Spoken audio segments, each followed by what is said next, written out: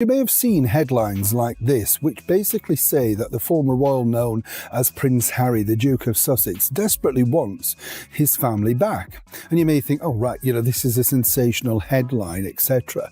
But according to staff members who work there is a bigger sort of context to this story. We know the whole thing's collapsed. We know they've got no staff left. We know the charities have been shut down. One of the main reasons why Harry wants to reconcile with his family is the finances of, Harry and Meghan. They are just not making the kind of money that they need to make to sustain a pretty luxurious lifestyle in Montecito. Harry has now decided he wants his family back and has regrets. Sorry, I call bullshit. More likely he's getting desperate, as his emotional blackmail using his children hasn't worked and daddy still isn't picking up the calls. Now what's happened to Harry? He's got no job. Better up things hanging by a thread. He's got a bit of Invictus. And then what has he got? Cupboardfuls of jam, and the wife staring into the abyss of an iPhone trying to work out whether she can edit something or not. Or should she go and get another influencer to have a crack at shifting all those ladles and pots and jams and stuff. Imagine not even having your brother's phone number to even call him with your tail between your legs to say, I'm sorry. He really only knows how to be a prince, a soldier and a polo player, none of which are very useful when you live in California. No infrastructure to back it up anymore. We know the whole thing's collapsed. We know they've got no staff left. We know the charities have been shut down. We know that the production company is basically just what I believe in your town they call a label. Which just kind of, slaps their label onto other people's. Harry's foundation has just revealed a multi-million-dollar loss, and the situation looks rough. California even listed the organization as delinquent, while the Hollywood connections that once seemed strong have reportedly faded fast. Now Harry appears to be heading back toward the UK, trying to secure a meeting that his own father has not scheduled. But the bigger question isn't whether Harry is short on cash. The real spotlight is on what has been happening with funds that were meant to support wounded veterans, and that's where the controversy starts heating up. I personally believe that Harry is having part of his lifestyle funded by the Invictus Games, and people are beginning to be more aware of the fact that foundations aren't necessarily helping the people that they should do. And you yourself have reported on the Invictus Games as well about the fact that people are walking away from it. He does not have his brother's phone number anymore. Think about what that means for a second. Not that William is not returning his calls. Not that texts are going unanswered. The number itself changed, specifically so Harry cannot dial it. The brother he once described as his best friend, his wingman, the person who knew him better than anyone in the world, changed his number and did not give Harry the new one. And now Harry is apparently rushing back to Britain, hoping for a meeting with King Charles that has not been scheduled, hoping for an invitation that has not been sent, hoping to attend a family wedding, Peter Phillips's wedding, that multiple members of the royal family attended, including William, Catherine, Charles, Camilla, Beatrice, and Eugenie, and from which Harry was conspicuously absent. What changed? What pushed Harry from the man who called royal life the Truman Show, who said he was escaping a gilded cage to live authentically in California, to the man now apparently desperate to get back inside the institution he spent years publicly dismantling? The answer is not complicated, but it is more uncomfortable than any headline has stated directly. Welcome to the Marquee Report. This is the story of what Harry is actually running back toward, and what he is running away from. Let's start with the thing nobody wants to say plainly, but that multiple sources connected to both sides are now saying explicitly. Harry wants his family back, and one of the main reasons is money. The Netflix deal, once reported at $100 million, has been quietly downgraded to a first-look arrangement and has now expired without renewal. 2 seasons of a lifestyle show with no third season announced. Spotify, $20 million for 13 episodes and a holiday special, ended with the head of podcast innovation calling them grifters on the record. WME dropped Meghan in January 2024. Better Up, Harry's only listed corporate role, has reportedly not involved him in any meaningful capacity since 2024. The as-ever lifestyle brand is struggling. Products described by critics as premium-priced and underperforming. Candles, jams, matches, apparently now being bundled together because individual items are not moving. The foundation has reportedly disclosed a multi-million-dollar loss. California listed the organization as delinquent. The vice chair of the Invictus Birmingham 2027 board stepped down. Australia cut approximately $9 million in Invictus-related funding. Boeing ended its sponsorship and chose not to renew. Birmingham has 11 unnamed sponsors, contributing an estimated £4 million combined compared to Vancouver's 44 corporate partners. $6 million per year to maintain the Montecito operation. The income sources that once sustained that number are disappearing one by one. As one royal commentator put it with devastating clarity, the cupboard is full of jam, and the wife is staring into the abyss of an iPhone trying to work out whether she can get another influencer to shift the inventory. He really only knows how to be a prince, a soldier, and a polo player. None of which are very useful when you live in California. While Harry is negotiating his return to British soil, another story is building around the one project that was supposed to be untouchable.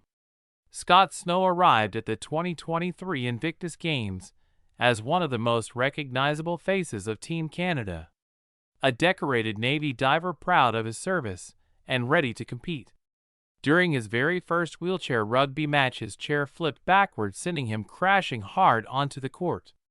He suffered a fractured cervical spine, a fractured lumbar spine, and head trauma. He underwent 2 surgeries. And then he discovered that nobody had informed him he was not covered by insurance. Active service members on the team had coverage in place.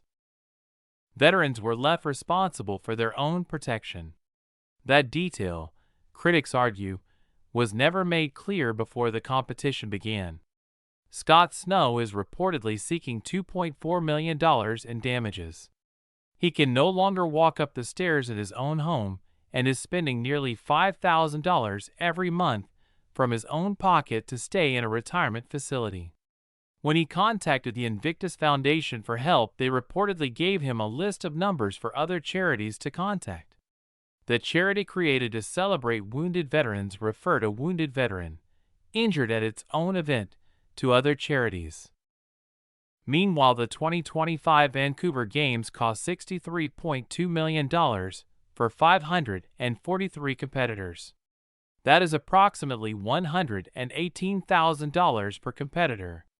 The U.S. Warrior Games operates on $2 million annually. Germany's comparable event runs for $200,000.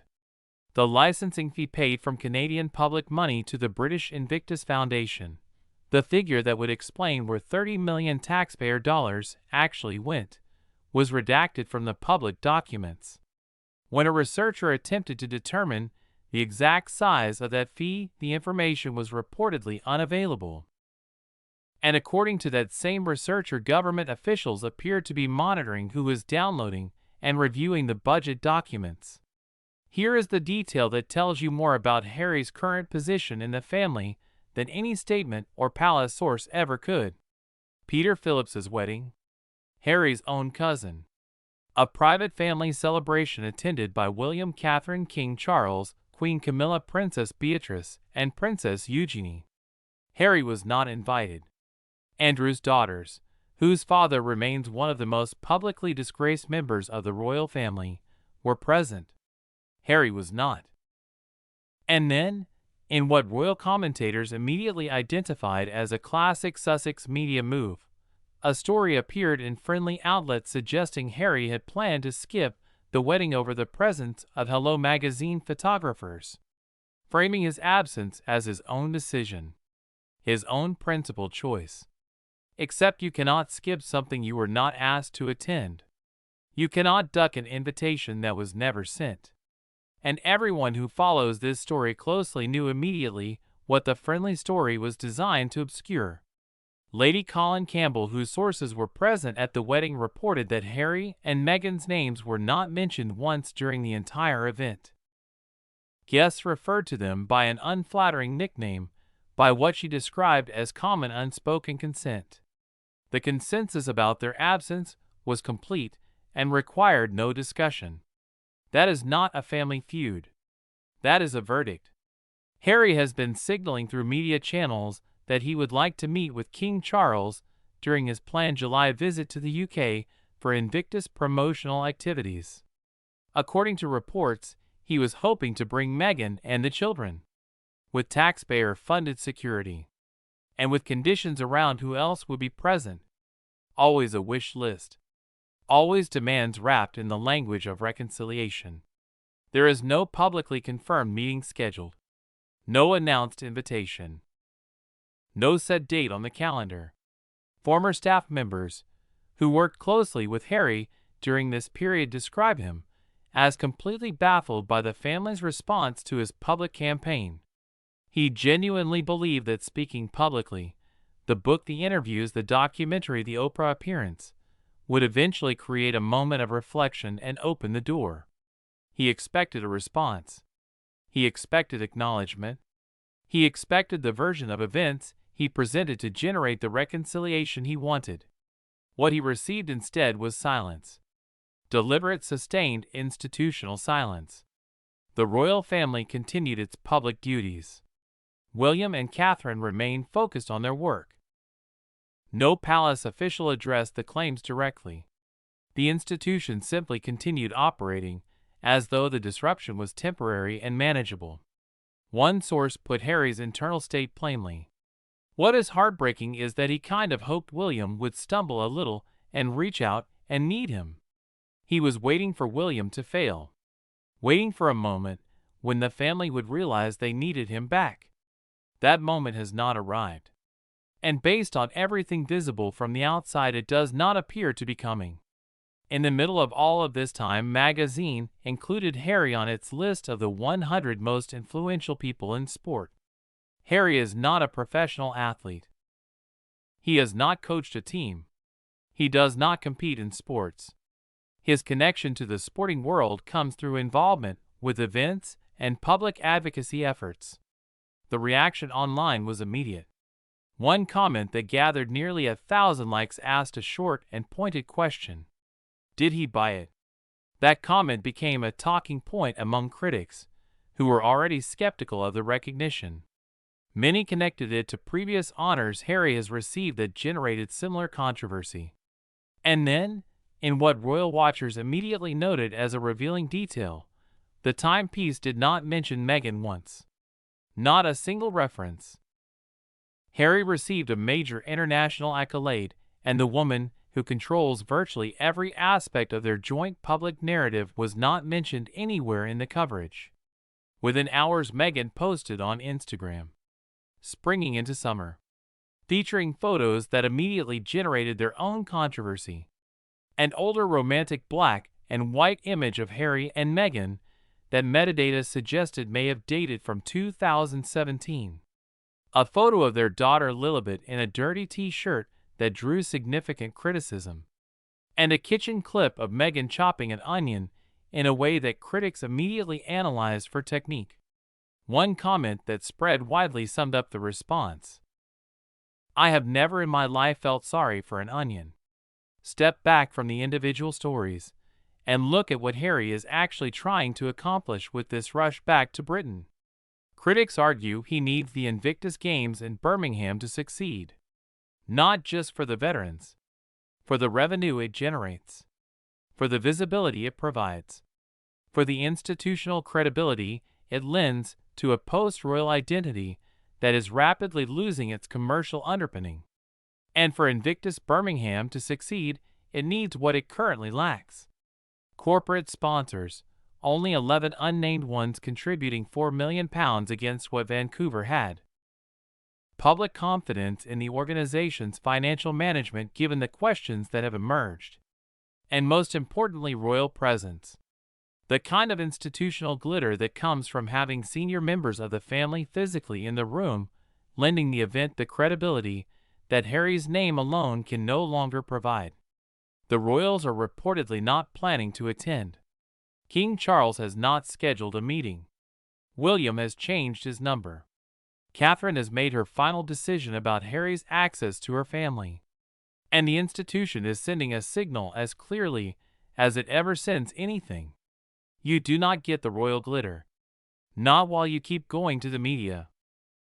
Not while private family matters keep appearing in headlines.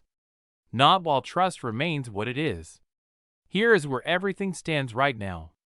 Harry is apparently heading toward the UK in July, hoping for meetings that have not been scheduled and attending events that need the Royal Association his family is declining to provide. The financial picture in Montecito is deteriorating. The Invictus Games faces questions about funding transparency, veteran support, and organizational confidence that have not been answered publicly. Scott Snow is seeking $2.4 million in damages for injuries sustained at a Games event. Boeing has not renewed. Australia cut $9 million. Birmingham has 11 sponsors. And William has a new phone number that Harry does not have. One comment that went viral online captured what many observers believe is the simplest and most honest explanation for Harry's sudden desire to return. Of course, Harry wants his family back. They are the ones with the money and the fame. Whether that is fair or not, whether Harry's motivations are more complicated than that single sentence allows, whether there is genuine grief underneath the financial desperation, the institution is not asking. The institution is waiting. And based on everything visible from the outside, it is very comfortable waiting for a very long time. This has been the Marquee Report. Subscribe and hit the bell so you never miss what comes next. See you on the next one.